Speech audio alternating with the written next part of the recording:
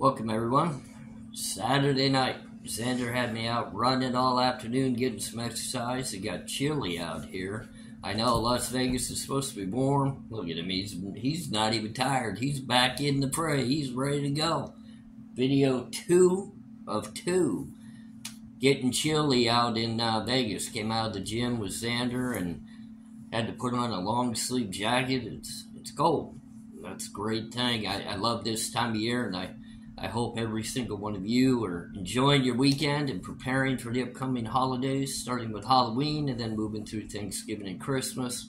Should be an interesting rest of the year. I don't believe the Idaho 4 case suspect is going to see trial anytime this year. I mean, in my belief, I don't think we're going to see that till 2025-ish, maybe even later than that. We'll see. One of my cases took 7 years to get to trial, and then it was another 3 months during trial. I mean, it was not a quick escapade. I guess, thankfully for me, I was already incarcerated, so it really didn't matter that it took 7 years because I was doing all those years anyway. So this is going to be difficult for this defendant because spending initial time in jail awaiting a trial in solitary confinement is definitely not enjoyable, and that's a discussion we'll have another time. I'll kind of go over what it's like to be arrested and held with no bail through a long jail holding time awaiting trial, and then even through the appeal process after the fact. I have experience in it, so I'll be able to share that with you. But tonight I wanted to stick with a little bit of my game plan, even though tomorrow I have some other plans I would like to jump into, so we'll definitely have some more videos coming out tomorrow. And then I also want to let you know Wednesday and Thursday of next week, I'll be going live for the first time on this channel on Wednesday to discuss the Idaho 4 case. And during that live, I'm going to go over my exact feelings on the case, my beliefs, what I think happened, who all was involved, and I'll definitely discuss it all with all of you, and I'll be very, very excited to have all of you join me and be with me through that live and discussing the whole case with you. On Thursday, I would like to go live. As you know, I kind of do a split reasoning behind this channel, not only talking true crime, the Idaho 4 case, but I also use this channel to speak upon my own experiences, my wife's experiences, and different things regarding prison and incarceration and how we can help support others out there, either avoid the incarceration, but also help those families out there that are trying to support their loved ones and make it through a prison sentence. And we can hopefully help you understand it a little better and be a support system and build a support system. So I believe on Thursday of next week, it'll be my wife and I, first time going live in regards to our experiences together. We'd love it if you guys would join us for that as well, and you're more than welcome to ask questions of the both of us and get to know us as we get to know some of you as well, and we build that community. So, a little bit of news for next week for you. Keep that in mind, and definitely leave me comments and different ideas of, whether you can join me or how we can go about that, even what is a good time for everybody to go live. Now, back to video 2 of 2, Idaho 4 case. I want to discuss informants, witnesses, and co-defendants. They're all extremely different when it comes to a case like this and many other types of cases out there as well.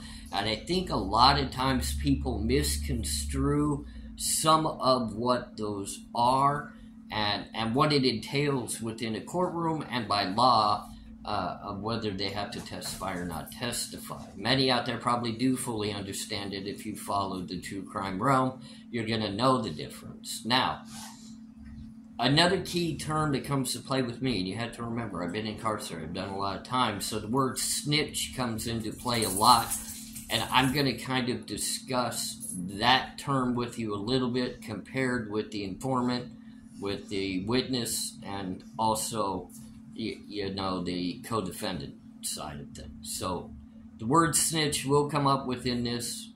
Many people know the meaning behind the word snitch, but I'll kind of reference it to how I view it as an ex-convict. I had to deal with them in the penitentiary, how they are not seen, I guess, on the up and up, on the good side of things. However, now that I've been released, I can understand the concept of the differences now between a witness or an informant giving up information in a case that's going to help solve the case compared to what a snitch, let's say, telling on a drug dealer to get out of a charge, hence getting the drug dealer in trouble and then getting off with a light sentence. That's a snitch. So I do realize the difference, and I'll kind of utilize that through some of this.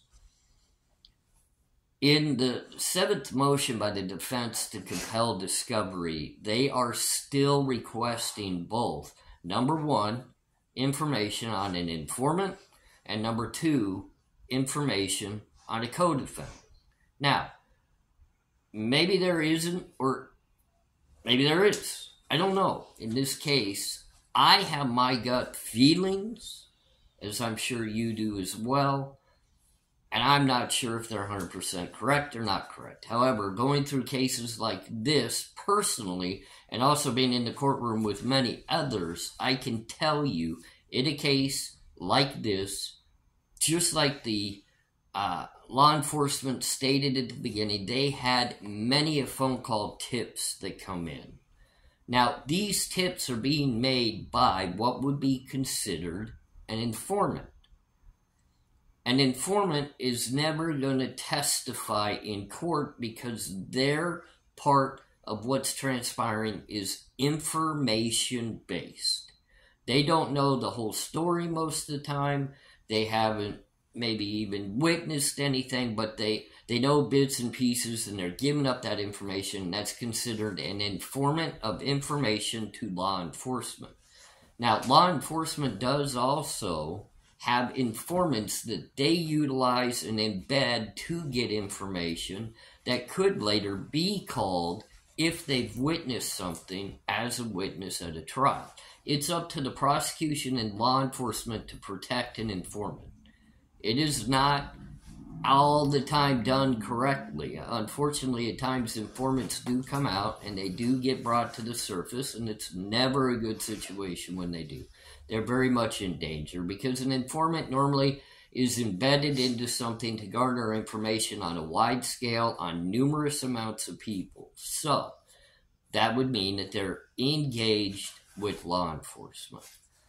In a case like this, I think there's going to be numerous realms of the usage of that term, informant, in a case like this. I believe there's going to be informants that have hearsay information that they've heard through the grapevine about maybe dealings with either the victims or even the defendant that they've shared with Ali.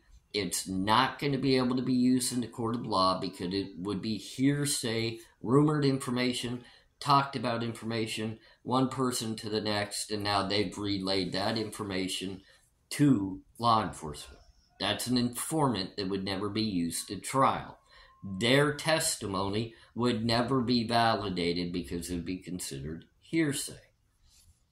I believe there's going to be numerous of those within this case. I believe there's going to be informants that are going to come out that are speaking on certain details within the lives of the victims or the actual home itself. I don't know if they're going to come out and they've discussed it being a drug home like we've heard, whether it be an OnlyFans page for one of the victims. There's going to be something that's going to come out. And don't use those as the exact things that are going to come out because I'm not saying they are. But it's going to be something in that realm that's going to be shared regarding the victims' families, a reasoning to why this possibly could have happened. Then on the flip side of that, you're going to have informants that are going to share a lot of information in regards to the defendant, maybe his drug usage, maybe his past, maybe his thinking, maybe things he said to people. Something's going to come out, and that's going to be utilized as an informant source as well, and it won't be detailed in a courtroom. So I, in my opinion, believe there's numerous informants within this case, but I have a gut feeling that they are highly protecting a couple that have some very valid information that the prosecution is trying to keep very close to the vest. In my situations, like I said, I'm going to give you examples of what I've dealt with. When I was a part of our affiliation, we had actual embedded informants that were giving information on a daily basis to law enforcement and also special task force that were trying to take down our business entity side of things within the affiliation. They were trying to give information in regards to how we handled the violence side of our affiliation affairs. And they were trying to pick off the very top players within that affiliation, which I happened to be. Unfortunately, at one time, one of the major players within an affiliation. I conducted a lot of business, and I handled many of things on many of different sides of the handling of things. The violent, the business, the money making, the money sharing. There was a lot going on, hence why I've done a lot of prison time. Now, I also had informants on me that were embedded while I was in the penitentiary so that they could bring up new charges against me for criminal syndicate, meaning that I was running a gang organization that was profiteering, racketeering, making money, weapons, and various things. So informants give up a lot of information, and it's typically, they're very knowledgeable because they're right there with you while it's being conducted. So remember, informants will never be a witness. One reason why I was never able to handle an informant that was giving up information on me is it was difficult to figure out who it was. Sometimes. Other times it was very quick and very easy. They were the new player in the game, and we happened to get to them pretty quick. But there were times that a couple of informants that gave up information had been around me for 10, 15 years, and I'd never suspected them, and it took them a long period of time to build up enough information to nail it. So informants can be very well embedded. They could have very small, minuscule pieces of evidence. They could give up a very large piece of the picture. An informant may just even be somebody that called in and said, hey, this suspect, you're going to be looking for a white car. I think it's an Elantra. I don't know for sure if it's involved, but I have a feeling based on things I've heard that's going to be an informant, and that would be protected by the prosecution and the investigators, that information would not be given up or be used in a court of law. A witness is a totally different situation. There's somebody that is going to testify to exactly what they know and saw. They had to be there. They had to be a part of it. They had to have first-hand knowledge. My dogs are snoring. I know someone made a comment on one of my videos, and my dogs are in the background. They are very content snoring, and two of them are about ready to wrestle. So please forgive me if there's a little bit of noise in the background. So witnesses are very key because they are going to be a part of the court process. They are going to testify. They are going to be able to be cross-examined. They play an integral part of the jury and the actual trial portion of finding somebody guilty or not guilty in a trial. So witnesses are key, but they are far different from informants. They are not protected. They are not able to be hidden or concealed, and they have to be able to testify and be cross-examined within a trial. Otherwise, they're nullified and they can't be used. Their testimony cannot be used. their evidence cannot be used. It's got to be nullified and out. Excuse me for 1 second.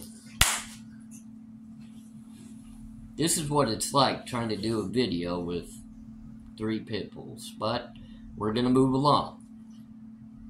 Witnesses also are at a much higher risk.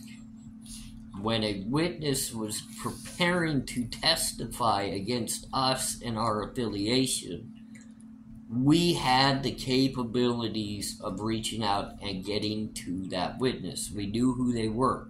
It was in our actual documentation, our discovery. Their names were given. I knew who was going to testify against me. I knew who gave up what information. I never knew what my informants, who, or what, or when, or how, but I always knew the witnesses. Always knew that. So that is discoverable, and it is given by the prosecution. If they have witnesses that are going to testify against the defendant, it is handed over prior to the trial so the defense can prepare to cross-examine, and the defense will do the same thing, turning over witnesses that the prosecution can prepare for as well.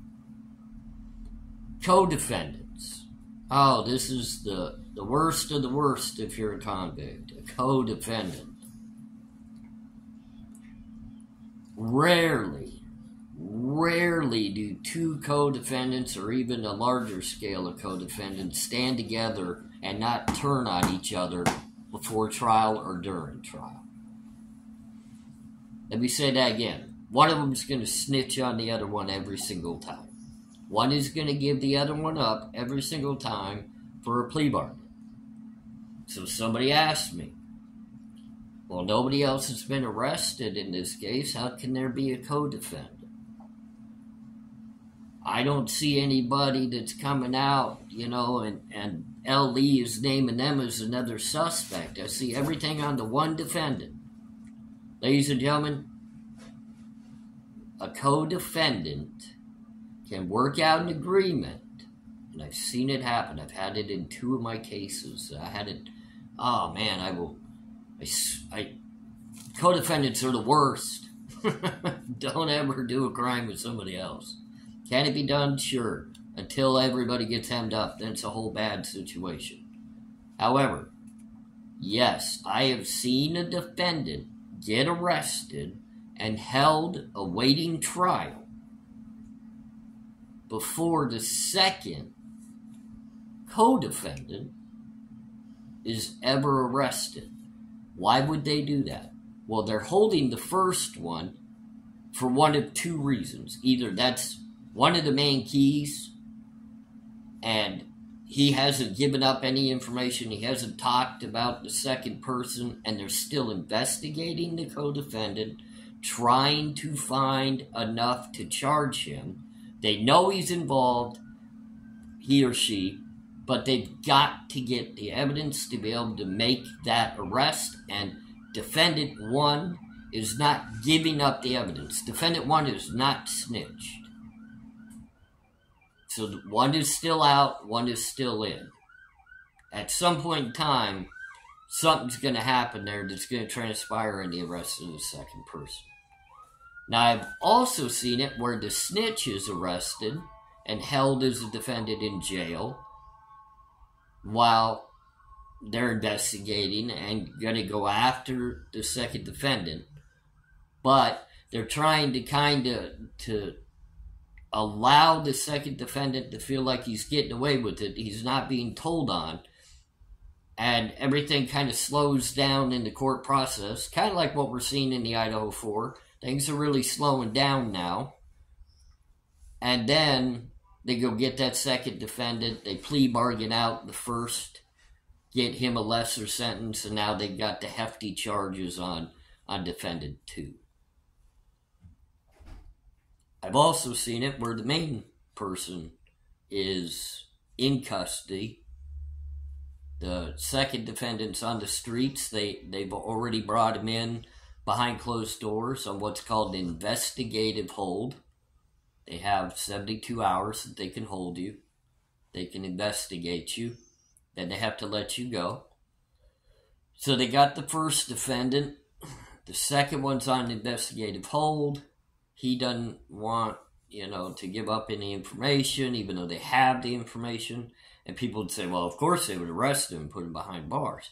Not if they don't feel as though there's a solid enough case built as of yet to even convict defendant 1 that's incarcerated. So they got to get more evidence to come out on defendant 2.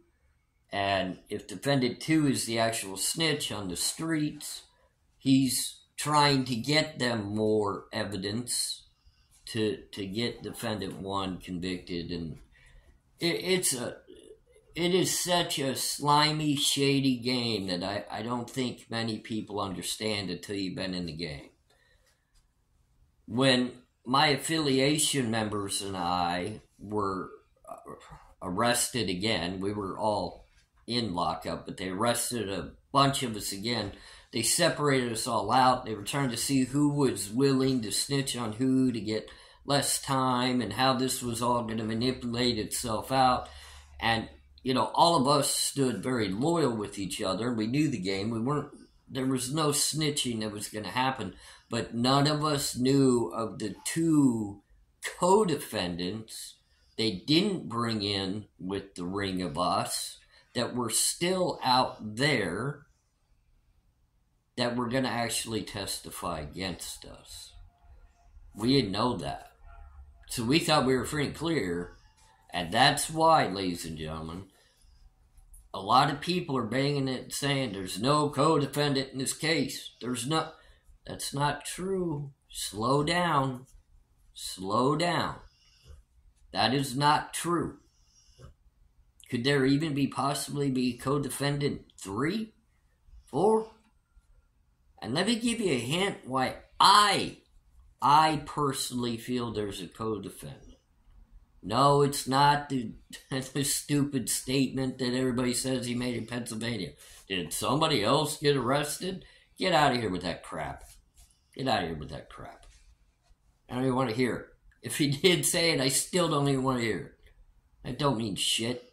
Get rid of it. It's gone. None of that matters. Suspect vehicle 1. Suspect vehicle 1. PCA, people. The holy grail to everybody that thinks that's got him convicted. Error by law enforcement. They didn't protect somebody. They redacted a bunch of stuff real fast, and now all these seals have happened, and now we got warrants that are sealed, and suspect vehicle 1. Did the suspect ever be known to have more than one vehicle? I'm just wondering. I know he was arrested. He had a white Elantra. What other vehicles did they tow from his property? What other vehicles did they say were he had registered to him that they can't find? What other vehicles do they think that he buried with the weapon in the bottom of the Snake River somewhere? Someone educate me. Suspect vehicle 1. There's somebody. Now remember, a co-defendant is not always a perpetrator into the home and actual included within the commission of the violence.